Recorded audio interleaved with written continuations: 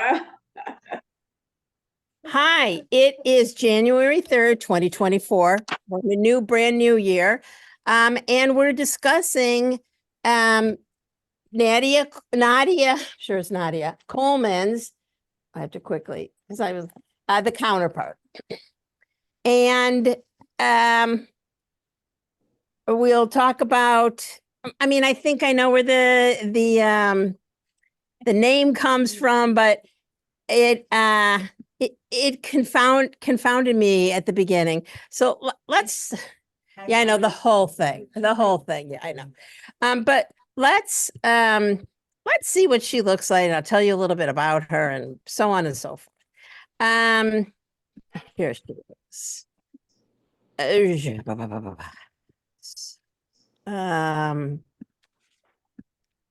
So here's, I think she's, Yeah. young Russian. Some say she's Ukrainian. Oh, well, An article that said she was actually Ukrainian.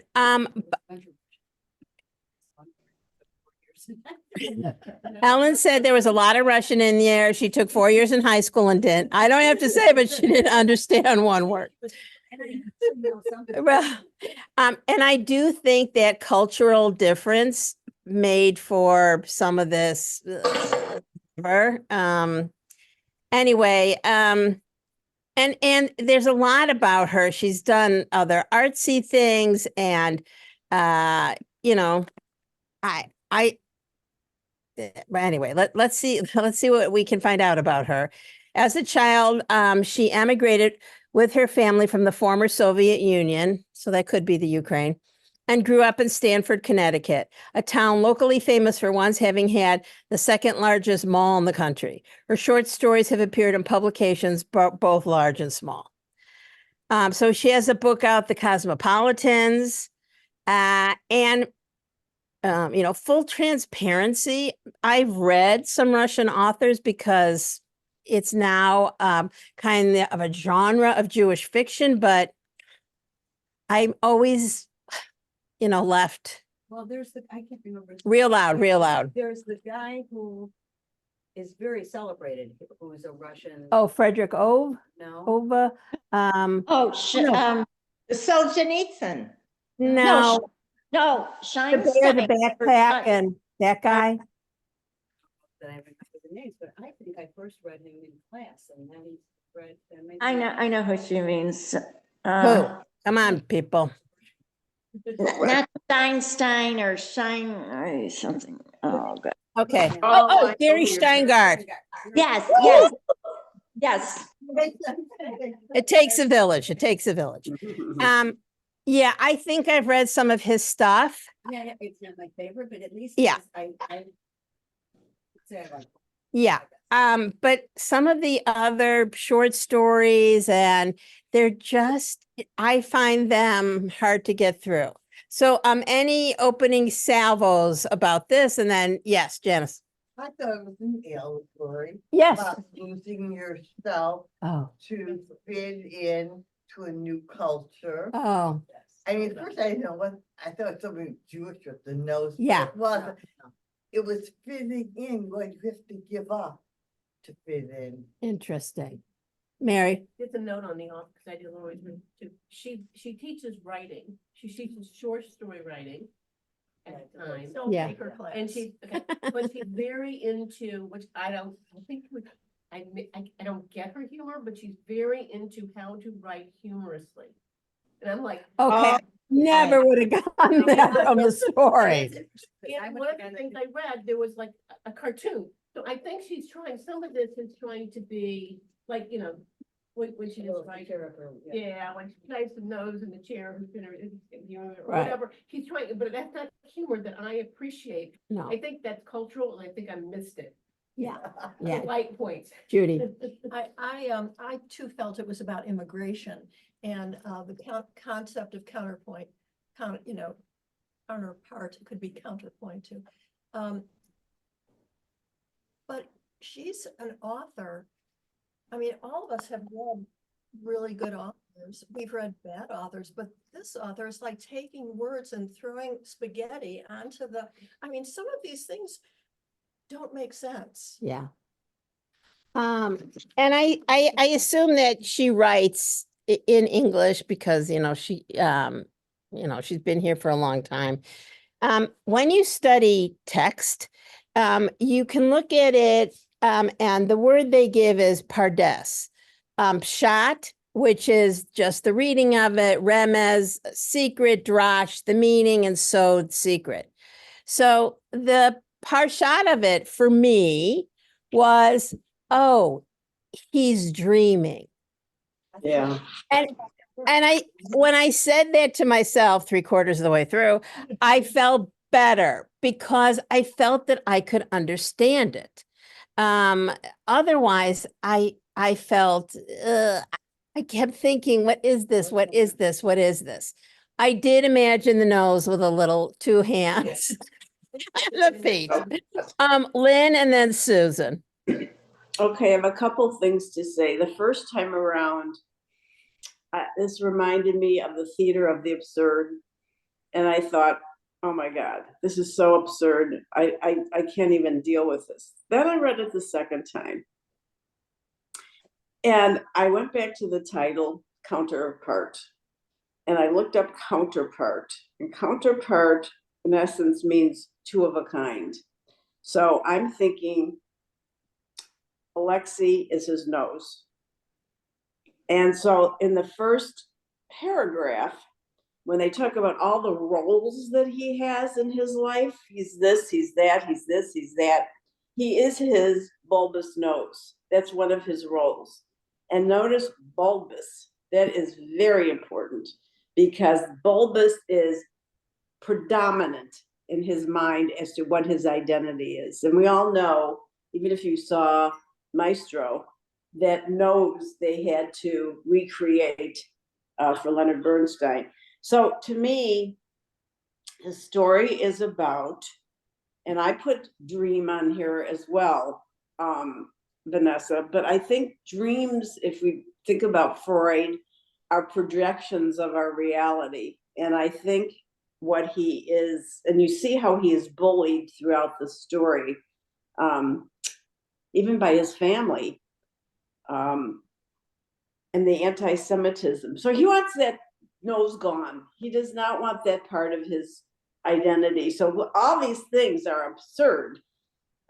You don't wake up without your nose, but is that wish fulfillment or not? That is so wish fulfillment. Now we have plastic surgery that can get rid of the nose. But so I feel this is his life in trying to come to terms with what people call his deformity. He wants to fit in, and who's this guy, Elkin? If you take a look at his list of what his roles are in a Christian society, are all these nice, professional, wealthy roles that he plays in his society. So I think he wants to be Christian, which we can't. So how do you come to terms with who you are? Do you try to erase those things or live with those things? But initially I thought, what is this? This is just crazy. But it's her metaphorical, symbolic way of our trying to deal with the what society considers the deformities of our life. Anyway, that was my take on the story. Okay. Susan, then Ellen, then Mary. Well, when I was listening to you, Vanessa, I could identify because I was having the same feelings that you had. I was so confused and I thought, oh my Lord, what is this about? And then I too came to the point, I think he's having a nightmare. I think this is a dream. It can't be real. But also when you think about the nose part of it, think of all the caricatures of the cartoons about Jews, and think about during Hitler's reign in Germany, all the pictures they made of Jews. It was always with this very prominent bulbous nose. Right. And it just, I mean, to me, this whole thing was about the nose. Yeah. Yeah. And, but it was confusing. There's no doubt about it. Yeah. Ellen, Okay, I agree. I mean, I read this on one of my sleepless nights, and when I went to read it, I remembered was that somehow he got his nose back, but I'm reading this whole thing and it didn't. Yeah. Two things. One, the fact that that it had healed, you know, when there was no nose, it has to have some significance, but I'm not sure I understand what oh, it does. yeah. And second, my puzzlement after rereading it and agreeing with a lot of what was said, why was the nose on the job interview? He's recognizing his nose on the, and the rabbi too. or- The rabbi, right. So he's seeing this nose is being transported more than just off and onto his face, onto people that he's going with. And it might have something to do with the fact that it wasn't as damaged as one would think. I mean, he had the nose in his hand at one point, and yet there's nothing on his, other than the two nostrils that description was. That was creepy. bizarre. So I'm curious as to what we think about why the nose is being transported to others. Okay, Mary, Okay, Abby, and then Terry. well, first thing is the nose is in the very first paragraph, it's like a long little thing about his nose before anything else. And he says to, Super loud. the reluctant overseer of the bulbous nose, whose presence has made him first the laughing stock of his old petty noble family, and later the butt of anti-Semitic remarks to which it had been useless to protest Christianity. I'm reading this and I'm thinking, you know, and I worked in high schools, how many girls worry about their noses? How many of them get nose jobs? How many do not want, you know, they don't want to stand out because of their nose, their Jewish nose?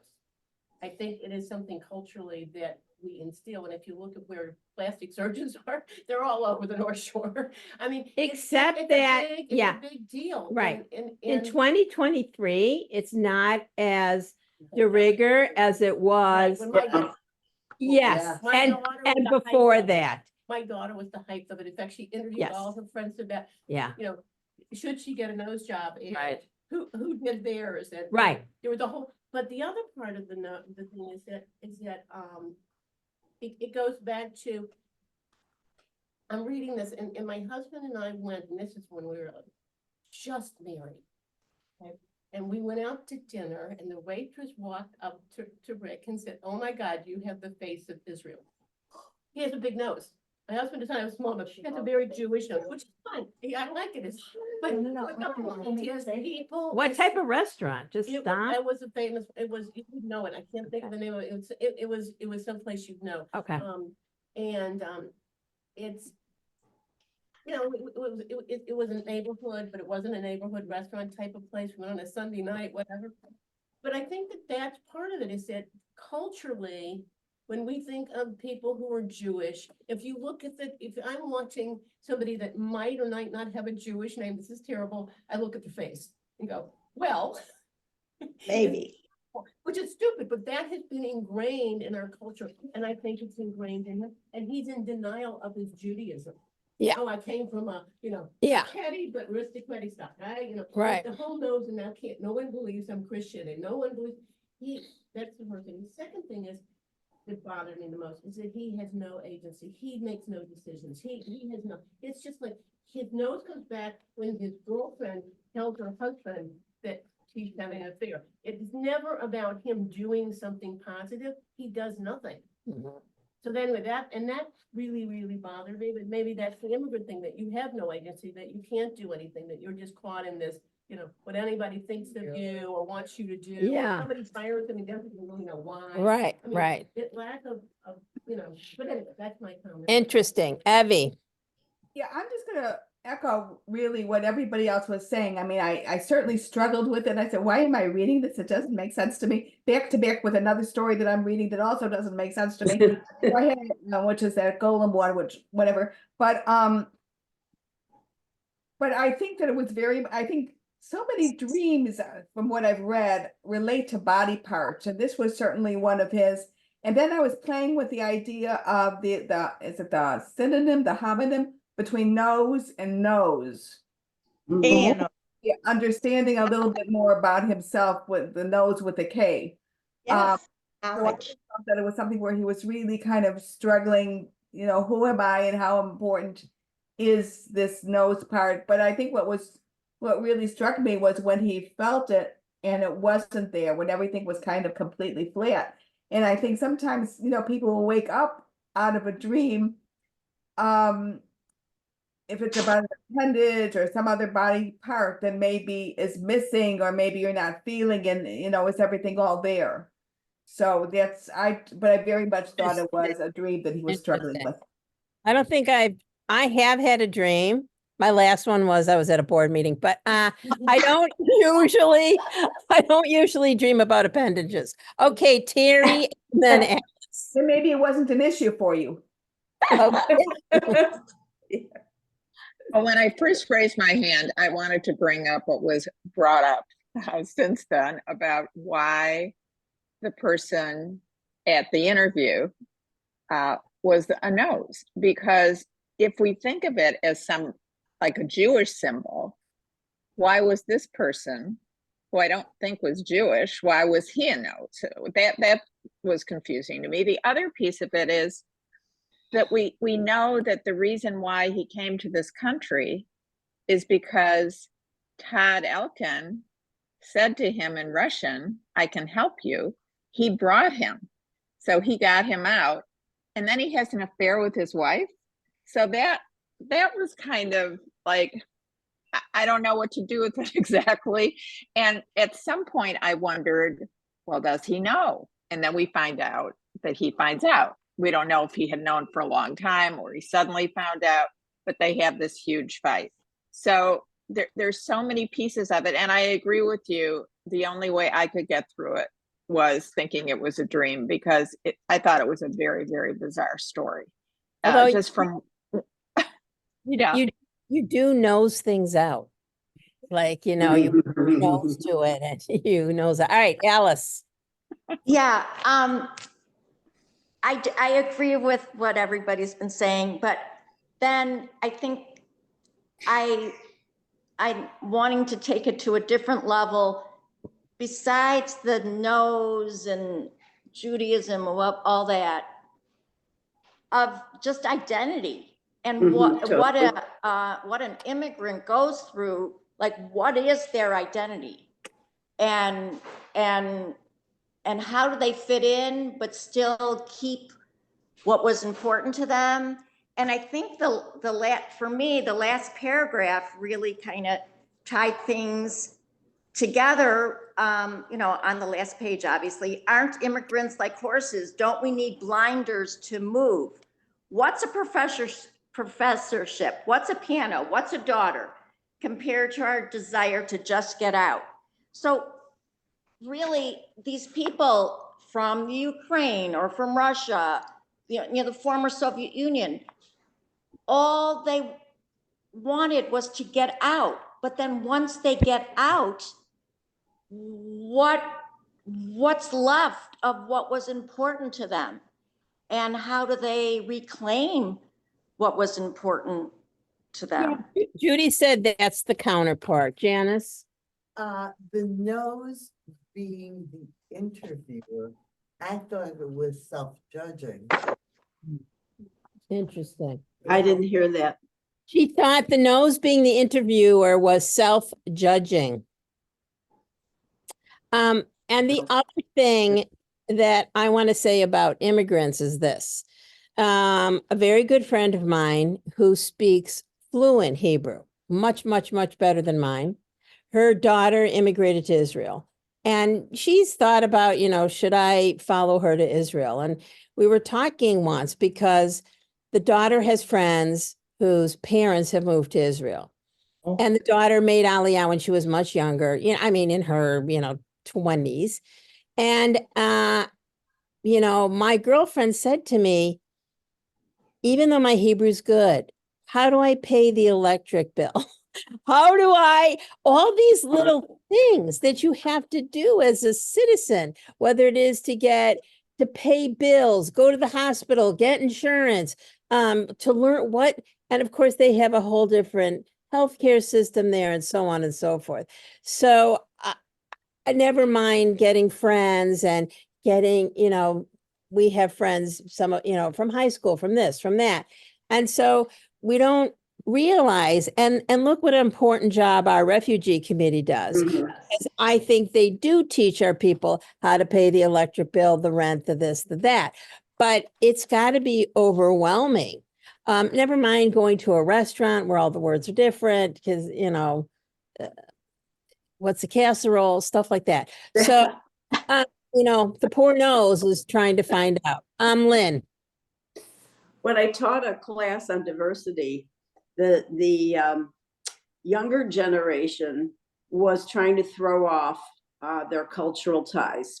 The older generation was in conflict with their children. I mean, they wanted them to preserve and protect what their cultural heritage was. So in this story, the nose is, to me, I mean, it's permanent. Your nose is permanent. It's part of your cultural heritage.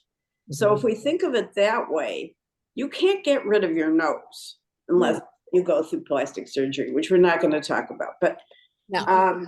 he cannot get rid of his nose, and he's in conflict about that. Right. He'd like to get rid of it. He would like to fit in. I think that is what the whole conflict is between the generations. They want to assimilate. They want to not be the other.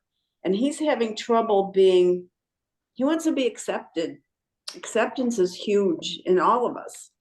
And to him, the nose is symbolic of his having trouble fitting in. And how does he do that? Okay, I'll get rid of my nose, or maybe the nose will, somehow I can put it on somebody else and let him deal with it. But the interview, I'm not sure about, only that he will be looking at that nose straight in the face and see what it looks like. He's trying it. I think he's testing all different ways of how that nose is appearing in his life. And I think the author's saying you can't reject your identity. I mean, you can't get rid of your nose. So live with it. Okay. Sue Roberts, go. And then I have Judy, Lynn, Terry, and Evie. So during the interview, do you think that he came face to face with a nose, a face that looked like his? Yes. Yeah. And it is the nose is your identity. And she wove this fantastical story around a nose for the word identity. Exactly. How you come from Russia, how you fit in, and the nose marks you. And so unlike circumcision, the nose is out there, you can't get away from it. So, right. I mean, when you think about it in those terms, it's really, we think it's the strangest thing we ever read, but it's really kind of an interesting, fantastical story if you don't take it at face value for him getting rid of his nose. What he wanted to get rid of was the look. Right. Exactly. Listen, you can't get rid of circumcision and you can't get rid of your penis. Exactly. Same thing. You can't get rid of your nose either. Right. All right. On that note, Judy. Yeah, on page 442, he says, but here, people expected to see a nose on every face, and that is what they saw. So he recognizes that he cannot divest himself of his identity. Of his identity, right. That's his identity. Yeah. Mary. We were talking about the generation. Yeah. The older generation, which is a great comment, wants to retain culture and the younger doesn't. And he said in the last page, 444, they would have a baby and the baby would not know neither Barkov nor would wonder neither what must be done, nor whose fault. More power to the baby. Power to the baby. So it's that next generation, that they aren't going to have to go through this identity crisis. They're not going to have to never be on the outside looking at someone. And I think the nose also was, when interviewing, he was in a subservient position. Yeah. And I think that that's how he feels. He feels subservient because he's at the mercy of people who have power. But he said the only good thing about the interview is the guy didn't have eyes, which I thought was a little Oh, odd. God. I thought that was odd. But There were so many odd things about that. Yeah. No, I know that, but Yeah. but the point is that there had to be meaning in what, or maybe it's because Yeah. that person didn't see him and. Yeah. You can't say him. Yeah. Can't see it. So anyway, I just thought. Interesting. Things. Terry. Well, a couple things. Firstly, he was very concerned to know whether Tatiana would still love him without his nose. So on the one thing, it sounds like we're talking about it was wishful thinking for him to lose that nose. But on the other hand, he was a little bit insecure without it because he wasn't sure how she felt. And then, of course, he figured out how she felt because she took him to the plastic surgeon to get it put back on. And the plastic surgeon said she absolutely would not do it because it was a functioning nose and no surgeon would do it. So that was interesting. The other thing is when Todd was screaming all those names at him and throwing the snowballs until he broke the window, and it was just one thing after another. And after that, he stumbled back for a few more paces, breathing hard, flipped the light switch, and his reflection in what remained of the window looked surprisingly normal. So in other words, his nose was back. So what do we think about that? That his nose was restored, and he didn't know, nor did he want to know. He wanted to have a drink and think about the future that he suddenly saw before him just past the tip of his newly restored nose. So I think he's so conflicted. He was, feeling maybe self-conscious about it, but then it was gone and then it was back and now he's going forward. So I think there's just a lot, and as everyone says, it's identity over and over again and him grappling with it. Right. I have Evie, Alliston, Janice. Evie. Yeah, I think it was, or I had heard years ago that it was Freud that said, if you have a toothache, the whole world is a tooth to you. Oh. Oh, that's a great one. Just like, when you're newly pregnant, you notice all the pregnant women around you. Oh, right. Yes, yes. Or when you get COVID, all the people have COVID.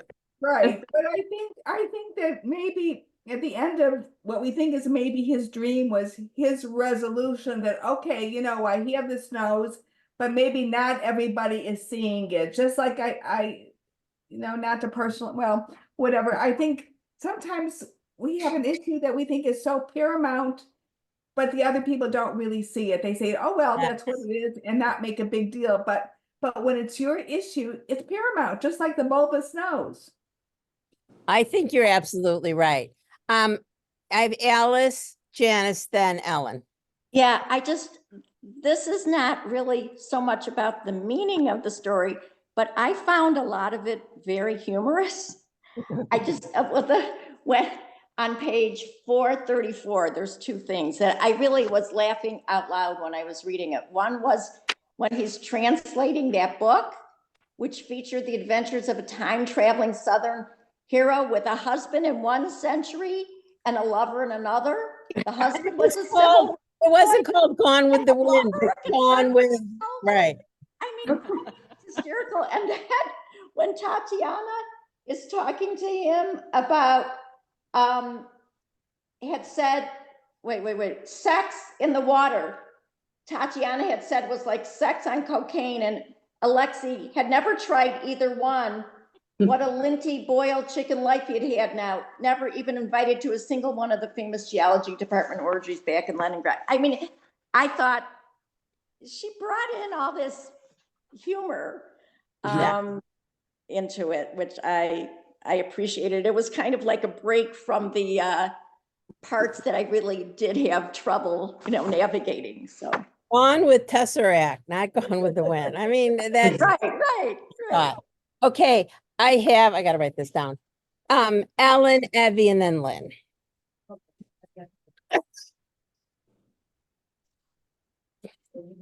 No, I've got it. And Janice, you're right. All right, so there's just more questions. I think I'm beginning to think we should just take this really whatever.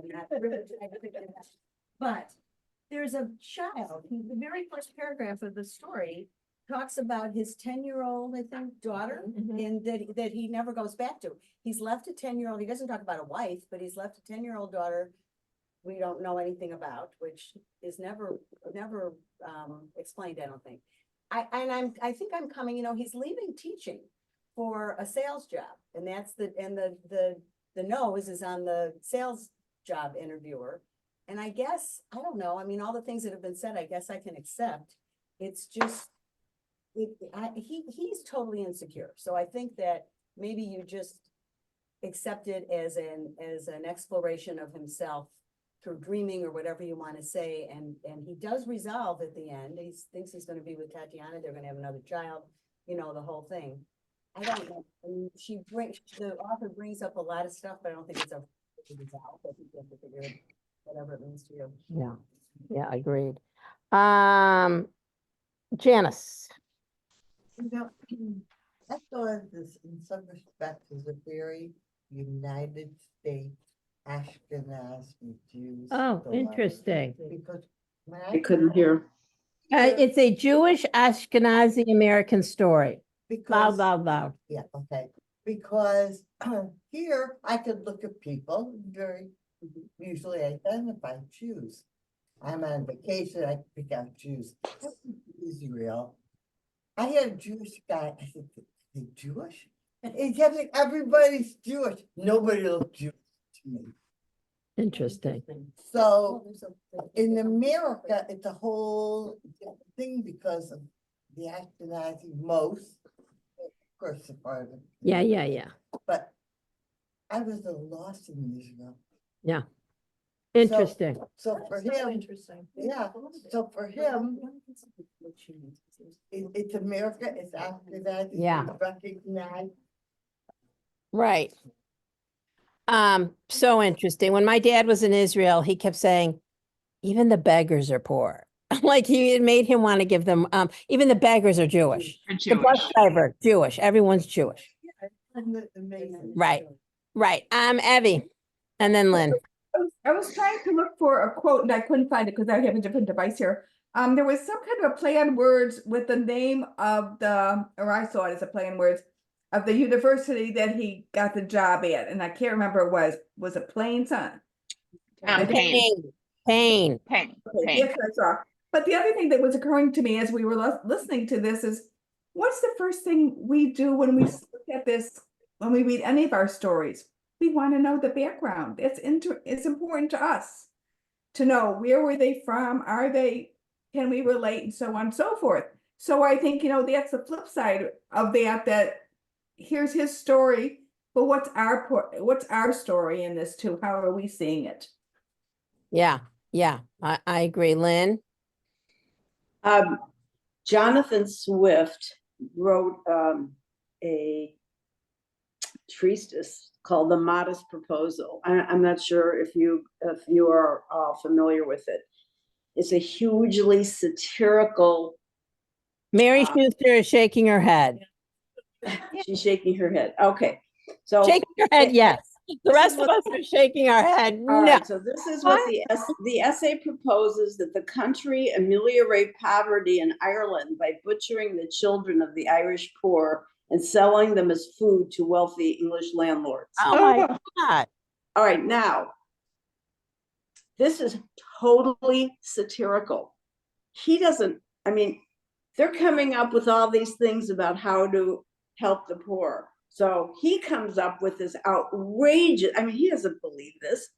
That's what I think this story is. I think this story is when I first read it, I said, oh, come on, this is totally absurd that he's losing his nose and he has little pinpricks for the nostrils and he's breathing through his stomach. And what is this all about? I think we have to take it just on a much broader context here of what this is. And is this universal? Are there things about, I think this, honestly, it's hard to identify because our generation is just not, this is a particular generation of people who came over here and wanted to fit in.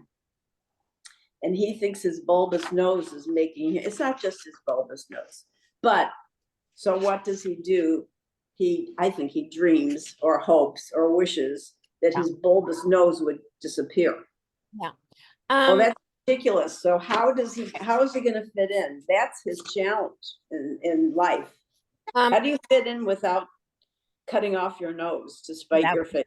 And that's a great one. Now, Mary said, that they, and we have all said that they really wanted to fit in, and that's certainly what happened when the Jews came in the early 1900s, and they stopped speaking Yiddish. They went to school, and we have a friend of the family. His name was Fievel, and they're like, "Your name is Foster now," and that's the name he had for the rest of his life. The kindergarten teacher gave it to him, and but we see now in other communities, including the Hispanic community, where they have kept their language. They are bilingual, which not all of them. And and I also think even Israelis who come here want to keep their Hebrew. The Russians, I just don't know as well intimately. And it's hard if you don't speak English to be in America. Now, in Israel, if you don't speak Hebrew, there's English, there's Russian. It's easy, and you can get along. And there's signs in Russian on the grocery stores. It's really you can exist there. So it's interesting about the whole nose and what's happening with that. Alice, and then Mary, and then Jude. Yeah, I just wanted, I was rereading part of the story, and this goes to what Ellen was saying. There is mention of his wife in Ukraine, Russia, wherever he was. In the second paragraph of the first page, it says, he knew in the way he'd known his wife would leave him for the idiot Cossack Malkov with his yearly trips to Lenin's tomb to feel the history before his wife had even met that blathering Slavophile. So, I mean, I think so much of the story is, it's internal. It's like what maybe people aren't seeing him the way he sees himself, but he can't help himself. It's like he knows inside that he's different from the people he's experiencing in America.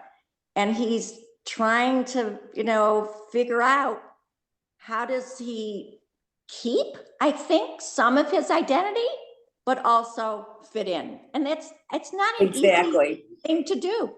It's not an easy thing to do. Mary, Judy, then Elaine. Just a comment on the right. First of all, the Counterpart is James Joyce wrote a piece on the Counterpart. And it was a guy who was a Jewish guy who was a law clerk, and he was abused by his employer. And so he gets so upset, he goes home and abuses his family, his child. But I mean, it's kind of bad news. But James Joyce, and I think this is one of the things that bothered me, is that she makes so many references to things that are really hard to uncover. Unless, I read, and I would never know the Counterpart, I read it in an analysis of, when I looked up Counterpart, James Joyce came up, and I'm reading about this Jewish guy who. Oh, that's funny. Yeah. It wasn't like I looked up, it wasn't analysis, but she makes it, and then I looked up at the end, I looked up the guy, he's gonna bark off or whatever. Yeah, And I thought it was a musician, I thought, oh, it's like a bark, but it's not. The guy this is interesting, I mean, that's what bothered me, is that they're not culturally for us, we just can't hold on to it. The guy who mentioned that his child wouldn't know to give up, he was a early 17th century writer who in Germany, or in Russia, in Russia, wrote literature that uses profanity. It was the first time that there had been profanity in Russian literature, and it became a thing. So, a Russian would know that. I mean, it's just like if we said Woody Allen. Yeah. I mean, they would, but we don't know any of this. Yeah. And I found that, and not knowing that, like you said, the Russian phrases were, I think that makes it really hard. When you're Yeah. waiting a little bit, all of a sudden you go, oh my God. Right. I think It's like Easter eggs, for people who understand the culture in Russian. Judy and then Elaine. My comment is also about the writing, Mary. Everyone in this class understands the concept of short story. And my understanding was that when an author writes short story, they cut out anything that isn't essential. So we read stories assuming that every line is significant and has emotion or reasoning or something. So on page 439, some of this, he's talking about singing a lullaby that he learned from a movie about a mixed race baby who miraculously escaped from a lynch-happy America and was brought to the USSR to be raised by a circus. I mean, how can she get more into that? Yeah, and this image of what I'm seeing about this mixed race baby going over, it doesn't add to me to the story. Right. It doesn't explain itself enough. There's not something there for me to grab onto. So I don't think she's such a great writer. I think, But maybe in that sentence, But she's that's what they're- talking about that things aren't, great in America, and that they have it's better that this mixed race baby be in Russia, USSR, Ukraine, whatever it is. then he should have been back in USSR. Well, listen, I think when somebody, moves to another country, you have these mixed feelings of like, why did I move here? I don't understand. But what's this? What's I'd rather her made that more obvious in that. right, right. Right, no, and that was my complaint. Yeah. There are all these references that take you out of. They take you out of the like that, story. Yeah, And you don't understand. it. yeah. So that was my problem. That was part of my problem. That would have been better if she had been more universal and more approachable. Yeah. Yeah. All right, Elaine. Okay, I have to unusually agree with Lynn, okay? And yes, so I think that this man is having an identity crisis because he's starting a new job. Okay, number one. Number two, my grandfather came over in the early 1900s. He was a Polish Jew, looked like a Polish Jew, had an accent, had a big nose, and this and that. And I think it was difficult for him to fit in because my grandmother was third generation or fourth generation American and only wanted to be American. And I think that sometimes this group takes every sentence and pulls it apart and tries to put meaning into it, where it's just a story about someone having an identity crisis, starting a new job, dreaming of what his new job is, and being absolutely ridiculous. And the nose is, of course, symbolic of his Judaism. And will he fit in if he's going out to the mass world and selling real estate rather than being in Russia? And I didn't love the story, didn't really understand, but I think it's just symbolic of that era. Thank you. Lynn. So the short story form was really formalized with Edgar Allan Poe, which was in the 1800s, and he was an American writer. So he set forth the rules for writing a short story. So we can't really impose Edgar Allan Poe's Americanism and his rules, his formalized rules for writing a short story, which says every incident, every word, every gesture, every happening has to reinforce the theme of the story. That's not happening here necessarily. So we really can't, our expectations, we can force interpretation, and make it fit.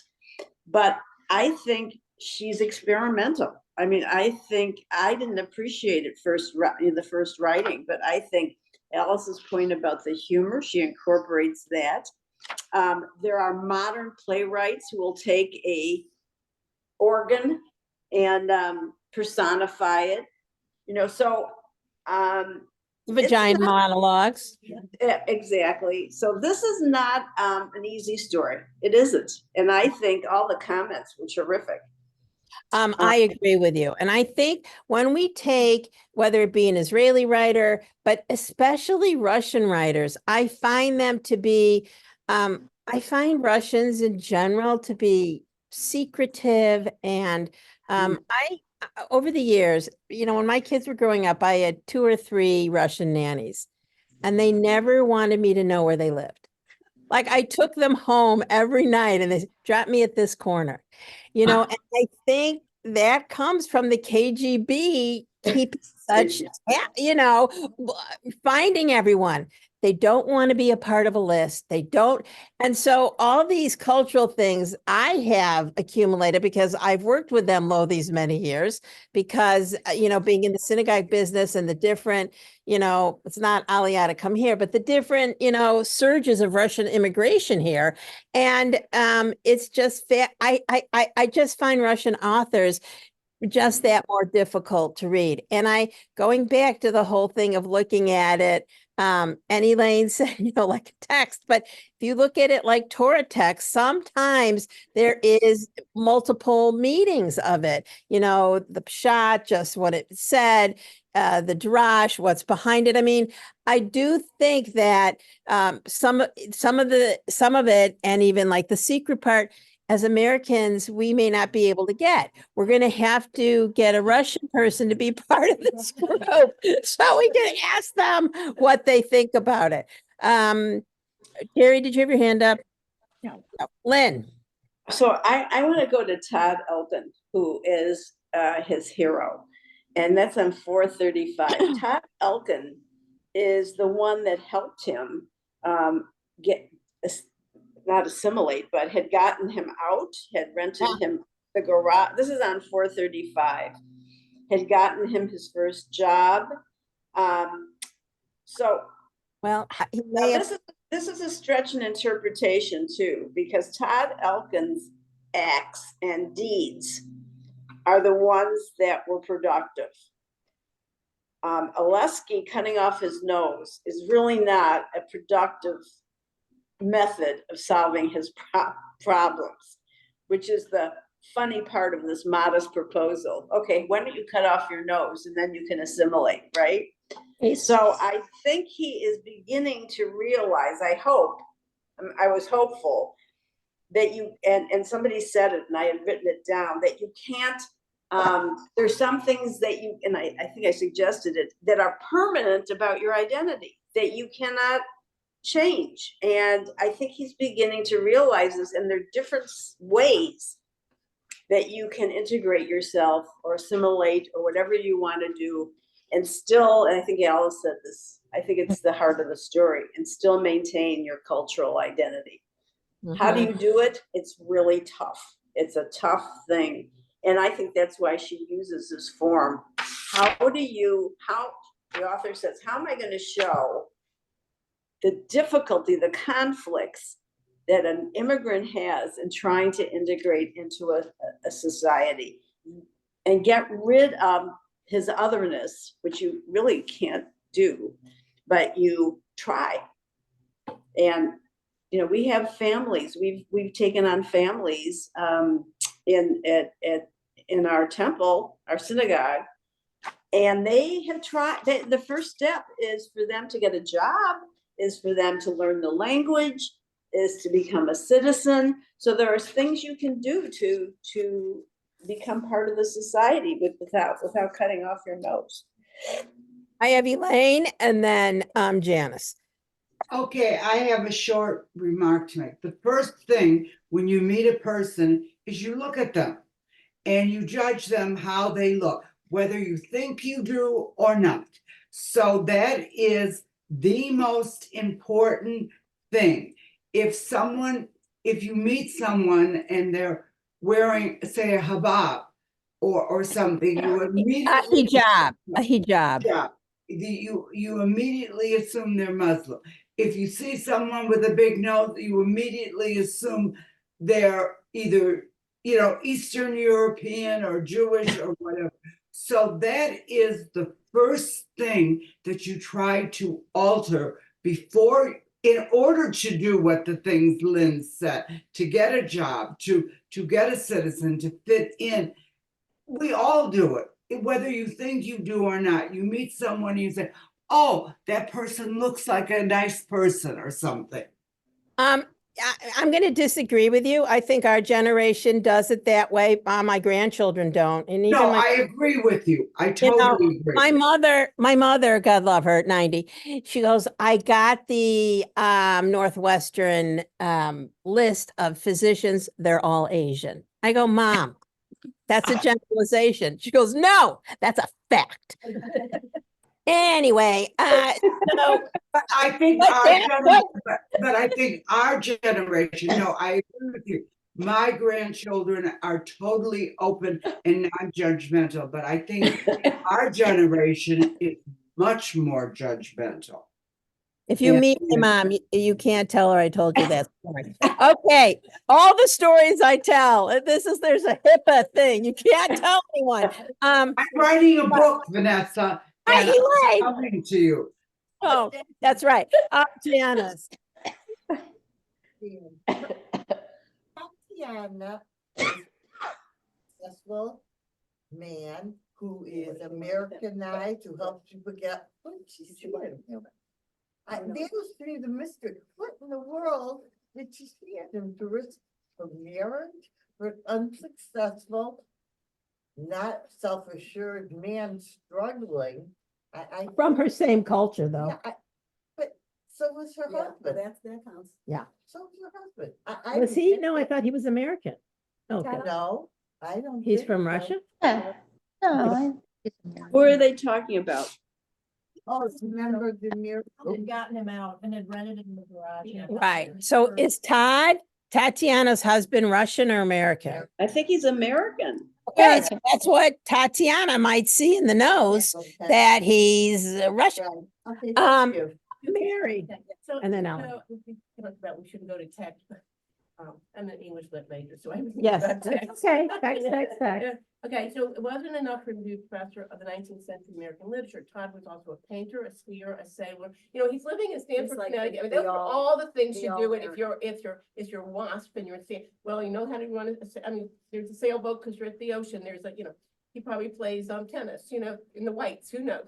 Todd was also a painter, skier. So the lover, he doesn't say he loves his wife. He says the lover of an athletic little lady from the registrar's office. So he's a cheater too. Does that make- Yeah, I agree. Cheater. Yeah. Alan. I had come to the conclusion after all the discussion that this was really about his self-image. Mhm. But if you go back and look at the first page and this last page, it's really, the first page, he starts with his immigration and what he's left behind. And in the very last sentence, I can't discuss these barely remembered losses anymore. It doesn't do any of us any good. So Right. really, the story of his immigration and his self-image in America Yeah, and maybe how he's gonna. Right. As part of himself. And I wonder, You know, you immigrate, you lose a ton, you lose all the things that you can't go back. You can't just go back and say, okay, I'm gonna work on my marriage, or I'm gonna.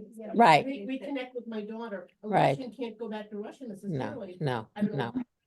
It just doesn't happen. So I think if someone is, if he wants his piano, he'd love to play the piano. That's why I thought the Bach thing was poetry that was, that's what was so odd. But Right. Anyway, but I think it's about loss, and he lost his identity, and then, you know, when he's trying to figure out, and he goes, you know, he finally gives up, and he goes, you know what, it's gonna be better in the next generation. I'll have a baby, I'll have a future, and then, you know, whatever. But it's a lot is about loss. Right. And you know, we can only imagine, it gives us more empathy as we work with our refugees here, as we think, you know, I'm thinking about those bus loads of people coming in. That's just, you know, in shorts and flip flops, and it's 10 degrees here. It's overwhelming, Judy. So, Lynn, thank you for that explanation about short story. I didn't realize that it had come from him. But does that mean that every story that we read that isn't on that continuum, I don't know if I'll know how to read it well. I had such a Now, forget trouble this with story and this. go back and read it. Okay, I read it twice. And I even had my husband read it, who doesn't argued with me Can't believe that, terribly. right? That's Roger really read pretty it, good. and he said, "What's this?" Judy, How do we go back and read stories not in that? vein. Well, those are the, I mean, Poe was just, that was in the 1800s. I mean, the modern writers have really taken the short story form way away from a lot of that, but there's still structure that we can hang on to. But some, you know, when we've had difficulty with a story, we should take a look at the structure of the story and see how much it has deviated from Poe's original concept. He thought it should be read in a single sitting. Some of these stories are really long, you know, and he said you can't achieve what, if you have a goal in mind or a theme in mind, everything has to contribute to that. But if, you know, if it goes past a certain page limit and the other rules that he put down, we do have more trouble. But that's what modern writers are doing. Look at the novels you're reading. I mean, some of them are, you know, twisting and turning and coming back upon themselves, and they're difficult. Yeah. Judy said she expects that from a novel. We have discussed in my evening book club that there's just not enough editing. And you know, publishing houses look to cut, and they cut the editors, and we have these 400 to 500 pages books. When I find a 300-page book, I'm like, "Ooh, I'm gonna read it because it's short."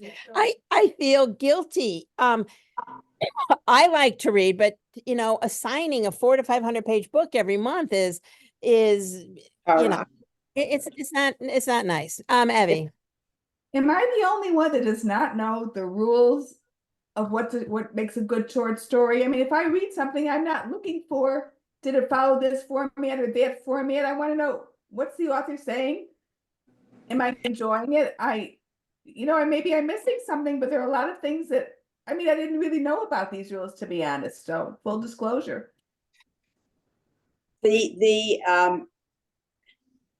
I should probably not have introduced that concept, but if This is Lynn's fault. She's the teacher here.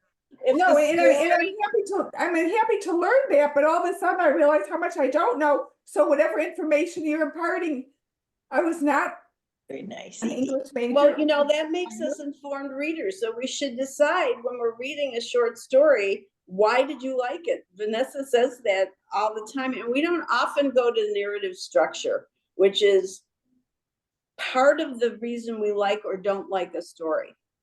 If it doesn't please us, if it doesn't speak to you, if it doesn't have anything that's relevant to you, if, you know, we look at image, we don't even talk about imagery and the beautiful language of the short story. And all of that feeds into whether we enjoy a story or not.